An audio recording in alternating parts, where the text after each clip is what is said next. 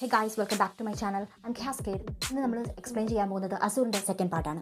First part already explained ആണ്, പ്ലേലിസ്റ്റിൽ കിടപ്പുണ്ട്, check out it. On recap season 1 വെച്ച് ധനഞ്ജയ് രാജ്പുത്തിൻ്റെ വൈഫ് സന്ധ്യ മരിക്കുന്നു. ഡിജിയും ടീമും ഈ കൊല ചെയ്ത ക്രിമിനലിനെ അന്വേഷിക്കുന്നു. സീസണിൻ്റെ ഫിനാലെ വെച്ചിട്ട് ഓഫീസർ നിഖിൽ അദ്ദേഹത്തിൻ്റെ മകളെ സാക്രിഫൈസ് ചെയ്യുന്നു, അതിൻ്റെ ആൾക്കാരെ രക്ഷപ്പെടുത്തുന്നു. CBIയുടെ ഓഫീസർ ലലാട്ട് ഡൂബെ മറ്റൊരു ഓഫീസറായിട്ടുള്ള റസൂലിൻ്റെ കൈകൊണ്ട് കൊല്ലപ്പെടുന്നു. ഈ കേസിൽ കേസർ ഭരദ്വാജ് അറസ്റ്റിലാകുന്നു. ഇതെല്ലാം ചെയ്യുന്നത് ശുഭം എന്ന് പറയുന്ന ഒരു സൈക്കോ ക്രിമിനലാണെന്ന് പറയപ്പെടുന്നു. So without further due, let's start today's episode. Asur 2ൻ്റെ ഫസ്റ്റ് എപ്പിസോഡ് സ്റ്റാർട്ട് ആകുന്നത് ഒരു ഫ്ലാഷ് ബാക്ക് സീനിലാണ്.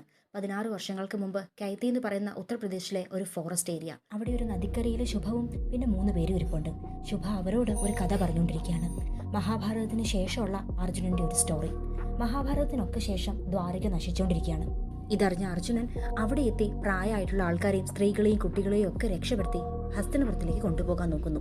ട്രാവലിനിടയിൽ അവരെല്ലാവരും ഒരുപാട് ക്ഷീണിച്ചിരുന്നു. അവർ ഒരിടത്തിരുന്ന് വിശ്രമിക്കുന്നു. ദ്വാരകയിൽ നിന്ന് അർജുനന്റെ കൂടെ ഓടി രക്ഷപ്പെട്ടവരുടെ എല്ലാം കയ്യിൽ കുറേ സ്വർണവും പണവും ഉണ്ടായിരുന്നു. ആൻഡ് യുദ്ധം കഴിഞ്ഞ ഒരു ടൈം ആയതുകൊണ്ട് അർജുനൻ കുറച്ച് വീക്കുമായിരുന്നു. ഈ സമയം കാടിൽ നിന്ന് കുറേ കൊള്ളക്കാർ അവിടേക്ക് വരുന്നു. ആൻഡ് ആൾക്കാർക്ക് നേരെ മാസീവായി അറ്റാക്ക് ചെയ്യുന്നു. പ്രസന്റ് ടൈമിൽ ഈ സ്റ്റോറി പറഞ്ഞുകൊണ്ടിരിക്കുന്ന ശുഭത്തിനെ നമുക്ക് കാണാം. ശുഭത്തിന്റെ കൂടെയുള്ള ഒരാൾ ചോദിക്കുന്നു, എന്നിട്ട് എന്തുണ്ടായി? ശുഭം പറയുന്നു, അർജുനനെ അറ്റാക്ക് ചെയ്തത് 1-2 കൊള്ളക്കാരല്ലായിരുന്നു, കൊള്ളക്കാരുടെ ഒരു കൂട്ടം തന്നെയായിരുന്നു. അതുകൊണ്ട് ഹെൽപ്പിന് വേണ്ടി അർജുനൻ പവർഫുൾ ആയിട്ടുള്ള ശസ്ത്രങ്ങളെ ധ്യാനിക്കാൻ വേണ്ടി തുടങ്ങുന്നു. പക്ഷെ എത്ര പ്രാവശ്യം കോൾ ചെയ്തിട്ടും ഒരു ശസ്ത്രം പോലും അർജുനനെ സപ്പോർട്ട് ചെയ്യുന്നില്ല. അതുമാത്രമല്ല, പലതിനെയും കോൾ ചെയ്യാനുള്ള മന്ത്രങ്ങൾ അർജുനൻ മറന്നുപോയിട്ടും ഉണ്ടായിരുന്നു. ഇതിന്റെ റീസൺ എന്താണെന്ന് വെച്ച് കഴിഞ്ഞാൽ, ഇത് മഹാഭാരത യുദ്ധത്തിന് വേണ്ടി വേദവ്യാസൻ അർജുനൻ ഗിഫ്റ്റ് ചെയ്തിട്ടുള്ള മന്ത്രശക്തിയുള്ള അസ്ത്രങ്ങളും ശസ്ത്രങ്ങളുമായിരുന്നു. ആൻഡ് അത് മഹാഭാരത യുദ്ധത്തിന് വേണ്ടി മാത്രമായിട്ട് ഡെഡിക്കേറ്റഡ് ആയിരുന്നു. യുദ്ധം കഴിഞ്ഞതോടുകൂടി തന്നെ ഇനി അത് അർജുനന് സ്വന്തമല്ല. കയ്യിലുള്ള സാധാരണ അസ്ത്രം കൊണ്ട് കുറച്ചു നേരം അർജുനൻ പിടിച്ചു നിൽക്കാൻ നോക്കുന്നുണ്ടെങ്കിലും ആ കൊള്ളക്കാരെല്ലാവരോട് ചേർന്ന് അവരുടെ കയ്യിലുള്ള സ്വർണവും പണവും എല്ലാം മോഷ്ടിച്ചെടുക്കുന്നു. അത് മാത്രമല്ല, അവിടെയുള്ള സ്ത്രീകളെയും മോഷ്ടിച്ചുകൊണ്ട് പോകുന്നു. വേറെ വഴിയില്ലാതെ ബാക്കിയുള്ളവരെയും കൊണ്ട് അർജുനന് തിരിച്ച് ഹസ്തിനപുരത്തിലേക്ക് പോരേണ്ടി വരുന്നു. എന്നാൽ ഹസ്തിനപുരത്തിലെത്തിയ അർജുനൻ ഒരുപാട് ഡിപ്രസ്ഡ് ആയിരുന്നു. അദ്ദേഹം പോയിട്ട് വേദവ്യാസനെ കാണുന്നു. ആൻഡ് വേദവ്യാസനോട് ചോദിക്കുന്നു, എന്തുകൊണ്ടാണ് അസ്ത്രങ്ങളൊന്നും വർക്ക് ചെയ്യാൻ ഞാൻ? വേദവ്യാസൻ ഇതിന് ആൻസറായിട്ട് പറയുന്നു, ആ ശസ്ത്രങ്ങളെല്ലാം ഒരു പ്രത്യേക കാരണത്തിന് വേണ്ടിയാണ് നിനക്ക് തന്നത്. നീ നിന്റെ ജോലി പൂർത്തിയാക്കി കഴിഞ്ഞു അർജുന. ഇനി നിനക്ക് സ്വർഗാരോഹണത്തിന് വേണ്ടി പുറപ്പെടാം. ഇതിനുശേഷം പാണ്ഡവരെല്ലാവരുടെ കൂടി കാട്ടിലേക്ക് യാത്ര ആരംഭിക്കുന്നു.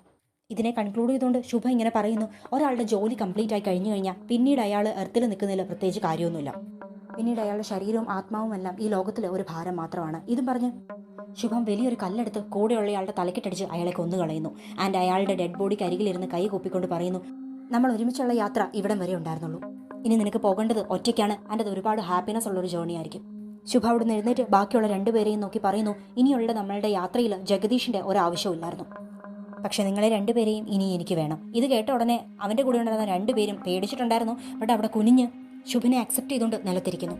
പിന്നീട് നമുക്ക് ഒരു പിറ്റുണ്ടാക്കി അതിനുള്ളിൽ ജഗദീഷിന്റെ ബോഡി മൂടിയിടുന്ന ശുഭന്റെ കൂടെയുള്ള 2 ഫ്രണ്ട്സിനെയും കാണാം.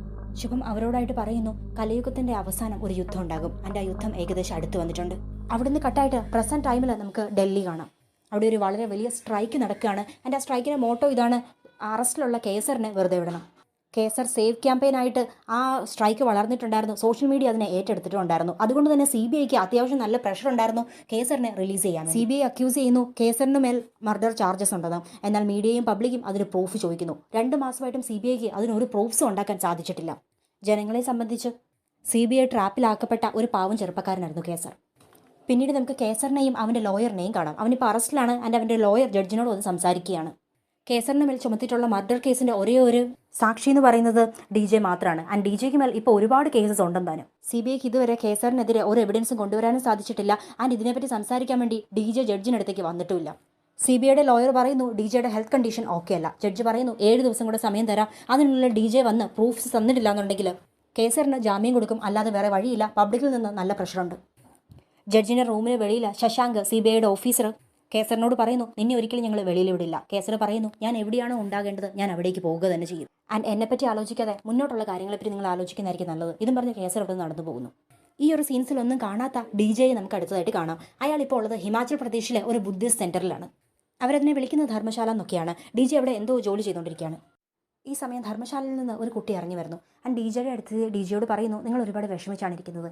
ആൻഡ് നിങ്ങളുടെ ദുഃഖത്തിൻ്റെ കാരണം എന്തായാലും നിങ്ങൾ അതിന് മാപ്പ് കൊടുക്കണം. അതിനെ മറന്ന് മുന്നോട്ട് പോകണം. ഈ സമയം DJ പറയുന്നു, അയാളുടെ ദുഃഖത്തിൻ്റെ കാരണം അയാൾ തന്നെയാണ്, അയാൾ ചെയ്തിട്ടുള്ള ആക്ഷൻസാണ്. മറ്റൊരാളെ ഫൊർഗീവ് ചെയ്യുന്നതിനേക്കാളും ഒരുപാട് പാടായിട്ടുള്ള കാര്യമാണ് സ്വയം ഫൊർഗീവ് ചെയ്യുക എന്നുള്ളത്. ഇപ്പം ആ കുട്ടി പറയുന്നു, ആരെയും ഫൊർഗീവ് ചെയ്യുക എന്നുള്ളത് അത്ര പാടുള്ള കാര്യമല്ല. നിങ്ങൾക്ക് നിങ്ങളോട് തന്നെ ക്ഷമിക്കാൻ പറ്റും, പക്ഷേ അതിനുവേണ്ടി നിങ്ങൾ ആദ്യം വാശിയെ മാറ്റിവെക്കണം. നിങ്ങളുടെ ലൈഫിൽ പഴയതായിട്ട് എന്തെല്ലാം നടന്നു അതിനെല്ലാം നിങ്ങൾ മറക്കാൻ ശ്രമിക്കണം. അവിടെ നിന്ന് കട്ടായിട്ട് നമുക്ക് ഫോറൻസിക് ലാബിലുള്ള നുസ്രത്തിനെ കാണാം. അവൾ ഏജ് പ്രോഗ്രഷൻ ടൂൾ യൂസ് ചെയ്ത് ശുഭത്തിൻ്റെ ഫോട്ടോ റിയൽ ടൈം ഫോട്ടോ ആക്കാൻ നോക്കിക്കൊണ്ടിരിക്കുകയാണ്. നുസ്രത്തിന് ഈ സമയം നിഖിലിൻ്റെ വൈഫ് നൈനയുടെ കോൾ വരുന്നു. നൈന നിഖിൽ എവിടെയാണെന്ന് നുസ്രത്തിനോട് ചോദിക്കുന്നു. നുസ്രത്ത് പറയുന്നു, കഴിഞ്ഞ 2 ദിവസമായിട്ട് നിഖിൽ ഓഫീസിലേക്ക് വന്നിട്ടില്ല, ആൻഡ് എവിടെയാണെന്ന് അറിയത്തുമില്ല. നൈന പറയുന്നു, കുറേ ദിവസങ്ങളായിട്ട് അവളുടെ കോൾസിനോ മെസ്സേജസിനോ ഒന്നും തന്നെ നിഖിൽ റിപ്ലൈ ചെയ്യുന്നില്ല. കഴിഞ്ഞ വീക്കിലുണ്ടായിരുന്ന കൗൺസിലിംഗ് സെഷൻ അറ്റൻഡ് ചെയ്യാൻ വേണ്ടി നിഖിൽ വന്നിട്ടുമില്ല. എങ്ങാനും നുസ്രത്തിന് നിഖിൽ കോൾ ചെയ്യുകയാണെങ്കിൽ അവനോട് പറയണം ഡിവോഴ്സ് പേപ്പേഴ്സ് സൈൻ ചെയ്യാൻ വേണ്ടി. ഇവിടെ നമുക്ക് ക്ലിയർ ആയിട്ട് മനസ്സിലാകുന്നു, റിയയുടെ മരണത്തെ തുടർന്ന് നിഖിലും നൈനയും പിരിയാൻ തീരുമാനിച്ചു. നുസ്രത്താണെങ്കിൽ നിഖിലിനെ കോൾ ചെയ്ത് നോക്കുന്നു, ബട്ട് അവൻ കോൾ എടുക്കുന്നില്ല. ഇതേ സമയം നമുക്ക് മീഡിയയിൽ ഒരു ന്യൂസ് കാണാം.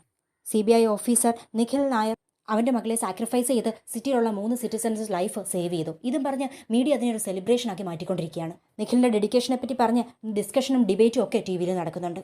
മറ്റൊരു സൈഡിൽ നമുക്ക് നിഖിലിനെ കാണാം. അവൻ അവൻ്റെ തന്നെ ഫ്ലാറ്റിൽ ബാത്ടബിലിരിക്കുകയാണ്.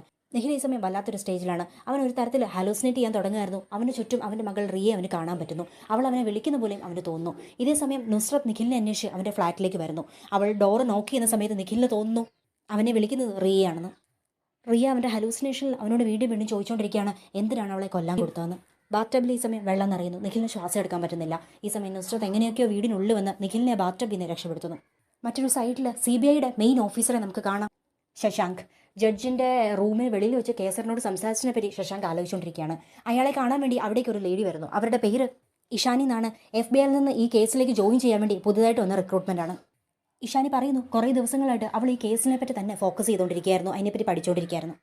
ആൻഡ് അവളുടെ ഒബ്സർവേഷനിൽ അവൾക്ക് ഈ കേസിൽ ഉണ്ടാകാൻ പറ്റുന്ന ഒരേ ഒരു ലീഡെന്ന് തോന്നുന്നത് റിയയുടെ ആയിട്ടുള്ള സ്വാതിയെയാണ്. ആൻഡ് സ്വാതിയെ കണ്ടാൽ അറിയാവുന്നത് നിഖിലിൻ്റെ വൈഫ് നൈനയ്ക്ക് മാത്രമാണ്.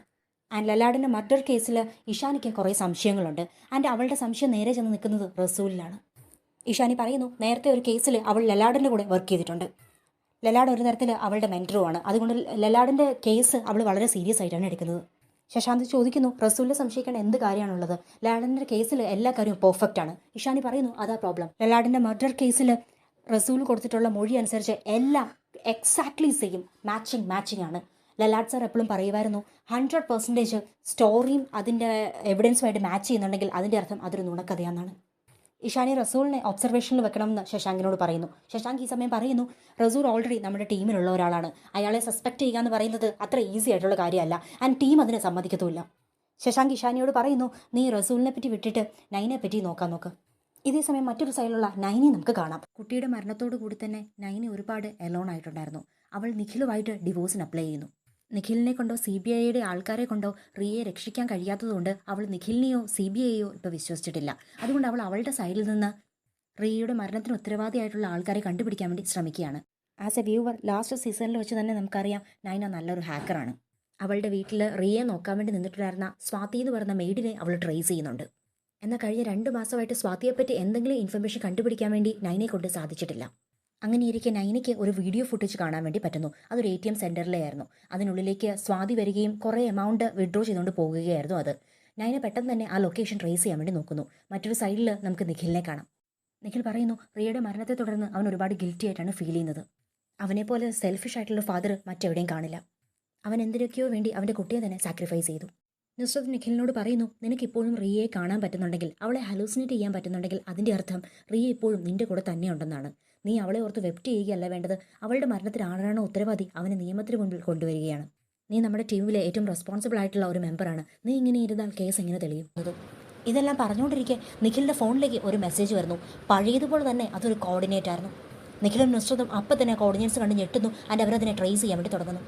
മറ്റൊരു സൈഡിൽ നമുക്ക് ഇഷാനിയെ കാണാം. ഇഷാനി അവളുടെ പോലീസ് ഫോഴ്സുമായിട്ട് ഈ കോർഡിനേറ്റ്സിനെ ഫോളോ ചെയ്ത് കുറച്ച് സമയത്തിനുള്ളിൽ ആ ഒരു പ്ലേസിലേക്ക് നിഖിലും നുസ്രത്തും വരുന്നു. അവിടുത്തെ സൂപ്പർവൈസറോട് സംസാരിച്ച് അവർക്ക് മനസ്സിലാക്കുന്നു ബാക്കിൽ കോൾഡ് സ്റ്റോറേജിൽ പുതിയ കുറച്ച് സ്റ്റോക്സ് വന്നിട്ടുണ്ട്. അവരത് ചെക്ക് ചെയ്ത് നോക്കുന്നു. അവിടെ നിന്ന് അവർക്കൊരു ബോഡി കിട്ടുന്നു. ഐസിനുള്ളിൽ ഫ്രോസൺ ആയിട്ട് അസുർ എന്ന് പറയുന്ന ആ ഒരു മാസ്ക് വെച്ചുകൊണ്ടുള്ള ഒരു ഡെഡ് ബോഡി ആയിരുന്നു അത്. Same pattern. ഇതേ സമയം മറ്റൊരു സൈഡിൽ നമുക്ക് റസൂലിനെ കാണാം. റസൂൽ ചെസ് കളിച്ചുകൊണ്ടിരിക്കുകയാണ്. അവൻ്റെ സെർവറിൽ ആരോടോ ചോദിക്കുന്നു എന്താ റെഡിയാണോ എന്ന്. ആ മെസ്സേജ് ചെന്ന് നിൽക്കുന്ന ലൊക്കേഷൻ എന്ന് പറയുന്നത് ഡാക്ക, ബംഗ്ലാദേശാണ്. അവിടെ ആരോടാണ് റസൂൽ സംസാരിക്കുന്നതെന്ന് നമുക്കറിയില്ല. ഈ സമയം ഈ മെസ്സേജ് ചെന്ന് ചെല്ലുന്ന ഒരു പ്ലേസ് നമുക്ക് കാണാം. അവിടെ കുറേ ടീം ഇരിപ്പുണ്ട്. കണ്ടിട്ട് ഹാക്കേഴ്സിനെ പോലെയുണ്ട്. അവരെല്ലാവരോടും ഇരുന്ന് എന്തോ ഒരു സിസ്റ്റം ഹാക്ക് ചെയ്യാൻ വേണ്ടി നോക്കുകയാണ്. ആ ഹാക്കേഴ്സിൽ ഒരാൾ ചോദിക്കുന്നു, ഇന്നത്തെ കൊണ്ട് നമ്മളുടെ ജോലി തീരുമോ? മറ്റൊരു ഹാക്കർ പറയുന്നു ആ സെർവർ ഇന്ന് തന്നെ ട്രാഷ് ആകണം. ഇത് പറഞ്ഞുകൊണ്ട് അയാൾ റസൂജിന് മെസ്സേജ് ചെയ്യുന്നു, ഇന്ന് 9 മണിക്കകം ഈ സെർവർ ക്രാഷ് ആകും. ഈ പോയിന്റിൽ നമുക്ക് മനസ്സിലാകുന്നു ശുഭമിൻ്റെ ടീം ഏതൊരു സെർവർ ക്രാക്ക് ചെയ്യുന്നതിനെപ്പറ്റി ആലോചിച്ചുകൊണ്ടിരിക്കുകയാണ്. എന്താ അവരുടെ പ്ലാൻ എന്നുള്ളത് നമുക്കറിയില്ല. അവിടുന്ന് കട്ടായിട്ട് തിരിച്ച് വീട്ടിലേക്ക് വരുന്ന നുസ്രത്തിനെ നമുക്ക് കാണാം. അവളുടെ ചേച്ചിയും കുഞ്ഞും അവിടെ വന്നിട്ടുണ്ട്. അവൾക്ക് സിബ്ലിങ്സ് ആയിട്ട് ആകെ കൂടെ ഒരു ചേച്ചി മാത്രമേ ഉള്ളൂ. അവരുടെ പേര് ക്ഷമ എന്നാണ്. ക്ഷമയുടെ ഹസ്ബൻഡ് അവിടേക്ക് വന്നിട്ടില്ല, ബട്ട് കുട്ടി ടിയ അവിടേക്ക് വന്നിട്ടുണ്ട്. ടിയ നുസ്രത്തിനെ കണ്ടിട്ട് നുസ്രത്തിന് നേരെ ഓടി വരുന്നു. നുസ്രത്തിന് ഈ സമയം ഒരു മെസ്സേജ് വരുന്നു, ബോഡി ഓട്ടോപ്സിക്ക് വന്നിട്ടുണ്ട്. ഇത് കണ്ട് നുസ്രത്ത് തിരിച്ച് ഓഫീസിലേക്ക് പോകാൻ വേണ്ടി തുടങ്ങുന്നു. ഈ സമയം നമുക്ക് നോട്ടീസ് ചെയ്യാൻ വേണ്ടി പറ്റും, ടിയയോട് സംസാരിച്ചെങ്കിലും ക്ഷമയോട് ഒരു അക്ഷരം പോലും പറയാതെയാണ് നുസ്രത്ത് അവിടെ നിന്ന് പോകുന്നത്. ആ പോയിന്റിൽ ക്ലിയർ ആയിട്ട് മനസ്സിലാകും സിസ്റ്റേഴ്സിനിടയിൽ എന്തൊക്കെയോ പ്രോബ്ലം ഉണ്ട്. അവിടുന്ന് കട്ടായിട്ട് നമുക്ക് അടുത്ത സീനിൽ ഇഷാനിയെ കാണാം. ഇഷാനി നൈനയെ CBI ഓഫീസിലേക്ക് വിളിക്കുന്നു. നൈനയുടെ കുട്ടിയുടെ കെയർ ടേക്കറായിരുന്ന സ്വാതിയുടെ എന്തെങ്കിലും ഡീറ്റെയിൽസോ ഫോട്ടോയോ കയ്യിലുണ്ടോ എന്ന് ഇഷാനി ചോദിക്കുന്നു. എന്നാൽ ഒരു ഡീറ്റെയിൽസും കയ്യിലില്ലെന്നും പറഞ്ഞ് നൈന അവിടെ നിന്ന് ഇറങ്ങിപ്പോകുന്നു. ഓഫീസിൽ നിന്ന് വെളിയിലോട്ട് വരുന്ന നൈനയ്ക്ക് അവിടെ നിഖിലിനെ കാണാൻ പറ്റുന്നു. നിഖിൽ നൈനയോട് പറയുന്നു, നമ്മൾ തമ്മിലുള്ള ഫാമിലി ഇഷ്യൂസിൻ്റെ പേരിൽ CBI ആയിട്ട് കോപ്പറേറ്റ് ചെയ്യാതിരിക്കരുത്. സ്വാതിയെപ്പറ്റിയുള്ള എന്തെങ്കിലും ഡീറ്റെയിൽസ് നിൻ്റെ കയ്യിലുണ്ടെങ്കിൽ നീ അത് ഇഷാനിയോട് പറയണം. എന്നാൽ നൈനയാകട്ടെ വളരെ കോൾഡായിട്ടാണ് അതിനോട് റിപ്ലൈ ചെയ്യുന്നത്. അവൾ പറയാനുള്ള കാര്യം പറഞ്ഞു കഴിഞ്ഞു എന്നും ആൻഡ് സ്വാതിയുടെ കാര്യമാണെന്നുണ്ടെങ്കിൽ സ്വാതി ചെയ്തതിൻ്റെയൊക്കെ ഫലം സ്വാതിക്ക് ഉറപ്പായിട്ടും കിട്ടുമെന്നും പറഞ്ഞിട്ട് അവൾ അവിടെ ഇറങ്ങിപ്പോകുന്നു. ആസ് എ വ്യൂവർ നമുക്ക് ക്ലിയർ ആയിട്ട് മനസ്സിലാകും ഇവിടെ റിയയുടെ മരണത്തിന് ഉത്തരവാദിയായിട്ട് നൈന കാണുന്നത് നിഖിലിനെയാണ്. അതേ തുടർന്ന് അവരൊരു ഡിവോഴ്സിൻ്റെ വക്കിലാണ് ഇപ്പം നിൽക്കുന്നത്. അടുത്ത സീനിൽ ധർമ്മശാലയിൽ ഒരു കുട്ടിയായിട്ട് സംസാരിച്ചുകൊണ്ടിരിക്കുന്ന DJ നമുക്ക് കാണാം. സീസൺ 1 വെച്ചിട്ട് DJ ഒരുപാട് പരിശ്രമിച്ചിട്ട് 3 മരണങ്ങൾ ഉണ്ടായിട്ടുണ്ട്. ഒന്ന് അയാളുടെ തന്നെ വൈഫ് സന്ധ്യ, രണ്ടാമത്തത് നിഖിലിൻ്റെ മകൾ റിയ, അയാളുടെ തന്നെ ടീംമേറ്റ് ആയിട്ടുള്ള ലൊലാർക്ക്. ഇതൊന്നും പോരാഞ്ഞിട്ട് മെയിൻ ക്യാരക്ടേഴ്സ് അല്ലാത്ത വേറെ കുറേ നല്ല മനുഷ്യരും. ഈ ഇവൻറ്റ്സ് എല്ലാം കഴിഞ്ഞ് ഏകദേശം 6 മാസമായിട്ടുണ്ട്. എന്നിട്ടും കേസിന് ഒരു തുമ്പും കിട്ടിയിട്ടില്ല. ഇതെല്ലാം കാരണം DJ ധർമ്മശാല എന്ന് പറഞ്ഞൊരു പ്ലേസിലായിരുന്നു ഇത്രയും ദിവസം ഉണ്ടായിരുന്നത്. ലൈഫിൽ പീസ് തേടിയുള്ള യാത്രയാണെങ്കിൽ കൂടി അവിടെ ചെന്നിട്ട് DJ ആരോടും സംസാരിക്കാറില്ല. അവിടെ ഒരു കുട്ടിയുണ്ട്, അതിൻ്റെ പേര് ആനന്ദ് എന്നാണ്. അതിനോട് മാത്രമാണ് DJ എന്തെങ്കിലും സംസാരിക്കാറ് പോലും ഉള്ളൂ. എന്തായാലും പ്രസന്റ് ടൈമിൽ നമുക്ക് ഈ ആനന്ദിനെ കാണാം. ആനന്ദ് DJയോട് പറയുന്നു DJക്ക് ഈ ഒരു പ്ലേസിൽ നിന്ന് പീസ് കിട്ടാൻ പോകുന്നില്ല. ബിക്കോസ് DJ അയാളുടെ പ്രോബ്ലത്തിനെ സോൾവ് ചെയ്തിട്ടല്ല ഇവിടേക്ക് വന്നിരിക്കുന്നത്, അതിനെയെല്ലാം ഹൈഡ് ചെയ്ത് വെച്ചിട്ടാണ്. ഒരു തരത്തിൽ ആ കുട്ടിയാണെങ്കിൽ DJയെ മോട്ടിവേറ്റ് ചെയ്യുന്നു പ്രോബ്ലത്തിനെ സോൾവ് ചെയ്തിട്ട് ലൈഫിൽ മൂവ് ഫോർവേഡ് ആകാൻ വേണ്ടി. ഇതേ തുടർന്ന് DJ അയാളുടെ ഫോൺ ഓണാക്കുന്നു. നമുക്ക് നൈനെ കാണാം, അവൾ സ്പോട്ടിൽ തന്നെ DJയുടെ ലൊക്കേഷൻ ട്രേസ് ചെയ്യുന്നു. ഇതേ സമയം DJയ്ക്ക് ഒരു കൊറിയർ വരുന്നു. അതിനുള്ളിൽ അയാളുടെ വൈഫ് സന്ധ്യയുടെ ഒരു ഫോട്ടോ ഉണ്ടായിരുന്നു. ബാക്കിൽ എഴുതി വെച്ചിട്ടുണ്ടായിരുന്നു ആനിവേഴ്സറി ഗിഫ്റ്റ് പുറകെ വരുന്നുണ്ട്, ഇത് വെറും സാമ്പിൾ മാത്രം. അവിടുന്ന് കട്ടായിട്ട് നമുക്ക് നുസ്രത്തിനെയും നിഖിലിനെയും കാണാം. ഇപ്പം കിട്ടിയ ബോഡി എടുത്തുകൊണ്ട് അവർ ലാബിലേക്ക് പോകുന്നു ആൻഡ് പോസ്റ്റ്മോർട്ടം ചെയ്തുകൊണ്ടിരിക്കുകയാണ്. ആ ബോഡിയിൽ ഒരു പെർട്ടിക്കുലർ സ്റ്റിച്ച് ഉണ്ടായിരുന്നു. സ്റ്റിച്ച് അവർ ഓപ്പൺ ആക്കി നോക്കുമ്പോഴേക്കും അതിനുള്ളിൽ നിന്ന് അവർക്കൊരു വാച്ച് കിട്ടുന്നു. ആ വാച്ചിൽ ടൈം സെറ്റ് ചെയ്ത് വെച്ചിട്ടുണ്ടായിരുന്നു 9:05. ഡേറ്റ് ആണെങ്കിൽ 12th. നിഖിലിന് എന്തോ ഒരു ക്ലൂ ആണെന്ന് മനസ്സിലാകുന്നുണ്ട്, പക്ഷേ അതെന്താണെന്ന് മാത്രം കോഡ് ചെയ്യാൻ പറ്റുന്നില്ല. നിഖിൽ ആ വാച്ചിൻ്റെ ഡയലും എടുത്തുകൊണ്ട് അറസ്റ്റിലായിട്ടുള്ള കേസർ ഭരദ്വാജിനെ കാണാൻ വേണ്ടി ചെല്ലുന്നു. നിഖിലിനെ കണ്ടതും ദൂരെ നിന്ന് തന്നെ കേസർ ചോദിക്കുന്നു, ഡയൽ കിട്ടിയല്ലേ? നിഖിൽ ഡയറക്റ്റ്ലി ചോദിക്കുന്നു 9:05 ശുഭ എന്താ പ്ലാൻ ചെയ്തിരിക്കുന്നത്? കേസർ പറയുന്നു, നിങ്ങളുടെ കണ്ണ് തള്ളിപ്പോകുന്ന ഒരു അത്ഭുതമാണ് സംഭവിക്കാൻ പോകുന്നത്. ആൻഡ് എൻ്റെ ദൈവം നേരത്തെ തന്നെ ഫ്യൂച്ചർ നിശ്ചയിച്ചു കഴിഞ്ഞു. നിഖിൽ കേസറിനോട് ഈ സമയം ചോദിക്കുന്നു, നിന്നെപ്പോലെ എഡ്യൂക്കേറ്റഡ് ആയിട്ടുള്ള ഒരു പേഴ്സൺ എങ്ങനെയാണ് ശുഭത്തിനെ പോലെ ഒരു അന്ധവിശ്വാസിയുടെ കയ്യിൽ ചെന്ന് പെട്ടത്? കേസർ ആൻസർ ചെയ്യുന്നു, എൻ്റെ ഭഗവാൻ നേരത്തെ തന്നെ ഫ്യൂച്ചർ പ്രെഡിക്റ്റ് ചെയ്ത് കഴിഞ്ഞു. ആൻഡ് അതുപോലെ തന്നെയാണ് എല്ലാ കാര്യങ്ങളും മുന്നോട്ട് നീങ്ങുന്നത്. നീ നിന്റെ മകളെ കൊന്നതൊഴിക്കും നിഖിൽ. ഇതും പറഞ്ഞ് കേസർ നിഖിലിനെ ട്രിഗർ ചെയ്യുന്നു. നിഖിലാണെങ്കിൽ കേസറിനെ കയറി തല്ലുകയും ചെയ്യുന്നു. ചുറ്റുമുണ്ടായിരുന്ന എല്ലാവരും നിഖിലിനെ പിടിച്ചു മാറ്റുന്നു. കേസർ നിഖിലിനോട് പറയുന്നു, നിന്റെ ദേഷ്യം നിന്നെ ഒരു അന്ധനാക്കി കഴിഞ്ഞു. നീ തന്നെ നിന്റെ മകളെ കൊന്നു കളഞ്ഞു. ഈ സമയം ദേഷ്യത്തിൽ നിഖിലാണെങ്കിൽ ആ ഡയലെടുത്ത് പൊട്ടിച്ചു കളയുന്നു. അതിന് ബാക്കിൽ നിന്ന് അവനൊരു രുദ്രാക്ഷം കിട്ടുന്നു. ഈ സമയം നിഖിലിന് ഒരു മെമ്മറി ഓർമ്മ വരുന്നു. ലാസ്റ്റ് സീസണിൽ വെച്ച് നിഖിൽ ശുഭിനെ കാണാൻ പോയിരുന്നു. അപ്പോൾ ശുഭം നിഖിലിനോട് ഒരു കഥ പറഞ്ഞിരുന്നു. അവിടുന്ന് കട്ടായിട്ട് നിഖിൽ ആ രുദ്രാക്ഷം കൊണ്ട് ശശാങ്കിനെ ചെന്ന് കാണുന്നു നമുക്ക് കാണാം. ശശാങ്കിനോട് പറയുന്നു, ലാസ്റ്റ് പ്രാവശ്യം ശുഭിനെ കണ്ടപ്പോഴത്തേക്കും ശുഭ നിഖിലിനോട് ഒരു സ്റ്റോറി പറഞ്ഞിട്ടുണ്ടായിരുന്നു. आदिकाल में 3 महाअसुरों ने अपनी तपस्या और सिद्धियों से 3 उड़ते हुए नगरों की रचना की जो अकेले तोड़े नहीं जा सकते थे. उनके सामर्थ्य से जल उठे देवता विष्णु के पास गए, लेकिन जब तक असुर वेदों का पालन कर रहे थे तब तक उन्हें हराना नामुमकिन था. विष्णु ने छल करके उनसे पाप करवाए और शिव ने एक ही तीर से तीनों नगरों का विनाश किया. मृत्यु के समय असुरों की पीड़ा देखकर शिव को भी अपनी गलती का एहसास हुआ था. उनकी आंख से निकले आंसू ने बीज का आकार लिया, जिसे रुद्राक्ष के नाम से जाना गया. आपके अनुसार ये कहानी किसकी है? न्याय की, शौर्य की, पश्चाताप की, या फिर छल की? ആ സ്റ്റോറിയിൽ വെച്ച് അസുരന്മാരെല്ലാവരുടെ 3 മനോഹരമായ നഗരങ്ങളുണ്ടാക്കി. ആ നഗരങ്ങൾ നശിപ്പിച്ചത് മഹാദേവനാണ്. അതും ഒറ്റ അമ്പ് കൊണ്ട് 3 നഗരങ്ങളെയും ഒരുമിച്ച് ചാമ്പലാക്കി. ചിലപ്പോൾ അതേ പാറ്റേൺ ആയിരിക്കും ശുഭവും ഇവിടെ റിപ്പീറ്റ് ചെയ്യുന്നത്. ഒരേ സമയത്ത് 3 അറ്റാക്സ് അവൻ പ്ലാൻ ചെയ്യുന്നുണ്ടായിരിക്കാം. നിഖിൽ പറയുന്നു, ഇനിയും വേറെ എന്തെങ്കിലും ക്ലൂസ് ആ വിക്ടിമിന്റെ ബോഡിയിൽ നിന്ന് കിട്ടാൻ ചാൻസ് ഉണ്ട്. അതുകൊണ്ട് അവൻ ഇപ്പം തന്നെ ലാബിലേക്ക് പോവുകയാണ്. ഒരു ദിവസം കൂടെ ആ ബോഡി പോസ്റ്റ്മോർട്ടം ചെയ്യാൻ വേണ്ടി സമയം തരണം. മറ്റൊരു സൈഡിൽ നമുക്ക് നൈനെ കാണാം. DJയുടെ ലൊക്കേഷൻ ട്രേസ് ചെയ്തിട്ട് നൈന DJ കാണാൻ വേണ്ടി ധർമ്മശാലയിൽ എത്തുന്നു. ആൻഡ് സ്വാതിയുടെ ലൊക്കേഷൻ കിട്ടിയെന്ന് അയാളോട് പറയുന്നു. DJ പക്ഷേ ഇതിലൊന്നും ഇൻവോൾവ് ആകാൻ താല്പര്യമില്ലെന്നും അയാൾ ഇനി നൈനെ സഹായിക്കില്ലെന്നും പറഞ്ഞിട്ട് നൈനെ അവിടുന്ന് മടക്കി അയക്കുന്നു. നൈനെ അവളുടെ വായി വരുന്നതിനെ വിളിച്ചു പറയുന്നുണ്ട്, പക്ഷേ DJ ഒന്നിനും സമ്മതിക്കുന്നില്ല. ഇതേസമയം നിഖില പോസ്റ്റ്മോർട്ടം ചെയ്ത വിക്ടിമിന്റെ ബോഡിയിൽ നിന്ന് 3 ഡെന്റൽ ഇംപ്ലാന്റ്സ് കിട്ടുന്നു. അതിന്റെ 3 പല്ലിലും ഓരോ കോർഡിനേറ്റ്സ് എഴുതി വെച്ചിട്ടുണ്ടായിരുന്നു. നിഖിലിന് ഇതിൽ നിന്ന് മനസ്സിലാകുന്നു ഈ മർഡറിന്റെ പാറ്റേൺ ഇങ്ങനെയായിരുന്നു. ആദ്യം വിക്ടിമിനെ കിഡ്നാപ്പ് ചെയ്തു, ആ ബോഡിയിൽ ഡെന്റൽ ഇംപ്ലാന്റ്സ് ഫിക്സ് ചെയ്തു ആൻഡ് പാരലൈസിംഗ് ഏജൻസ് ബോഡിയിൽ ഇഞ്ചക്ട് ചെയ്ത് കൊന്നുകളഞ്ഞു. അതിലെ ഫസ്റ്റ് കോർഡിനേറ്റിന്റെ ലൊക്കേഷൻ എന്ന് പറഞ്ഞാൽ റിത്തം മോൾ മുംബൈ ആയിരുന്നു. സെക്കൻഡ് ലൊക്കേഷൻ ഡൽഹിയിലെ ഒരു ഹോസ്പിറ്റലും, മൂന്നാമത്തത് ബാംഗ്ലൂരിലെ ഒരു റെസിഡൻഷ്യൽ ഏരിയയും. ലോക്കൽ പോലീസ് പെട്ടെന്ന് തന്നെ ഈ ലൊക്കേഷനിലെല്ലാം എത്തി ആ സ്പോട്ട് സീൽ ചെയ്തു. പക്ഷേ ഈ പറയുന്ന 3 സ്ഥലത്തും ഒരുപാട് പോപ്പുലേഷൻ ഉണ്ടായിരുന്നു. ഇതിൽ ആരാണ് വിക്ടിം എന്നുള്ളതും ആരാണ് ക്രൈം ചെയ്യാൻ വന്നതെന്നും ആർക്ക് കണ്ടുപിടിക്കാൻ പറ്റില്ല. സൈമൾട്ടേനിയസ്ലി ഈ ന്യൂസ് മീഡിയയിൽ ലീക്ക് ആകുന്നു, ആൾക്കാർ പാനിക് ആകുന്നു. ഈ ന്യൂസ് ആക്ച്വലി ലീക്ക് ആക്കിയത് കില്ലർ ടീം തന്നെയാണ്. ഈ സമയം നമുക്ക് നിഖിലിനെ കാണാം. നിഖിലിന് ഉറപ്പുണ്ടായിരുന്നു സീസൺ 1 പാറ്റേൺസ് പോലെ തന്നെ ഏതെങ്കിലും 3 നല്ല മനുഷ്യരെയായിരിക്കും ഇപ്രാവശ്യം ശുഭം കൊല്ലാൻ വേണ്ടി ടാർഗറ്റ് ചെയ്യുന്നതെന്ന്.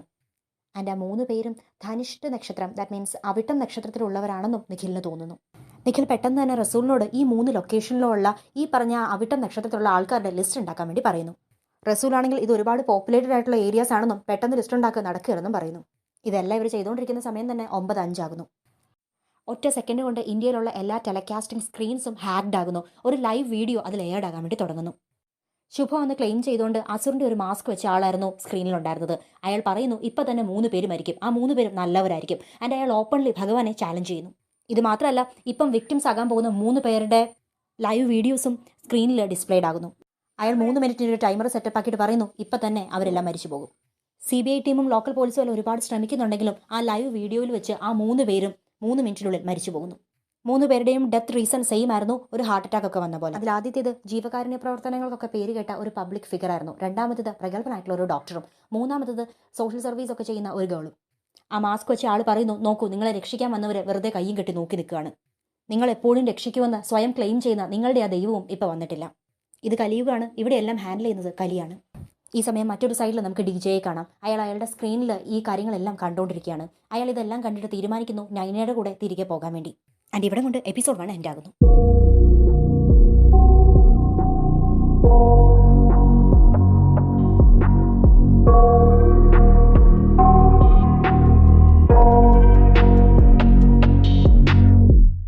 I got nightmares in my head, I fear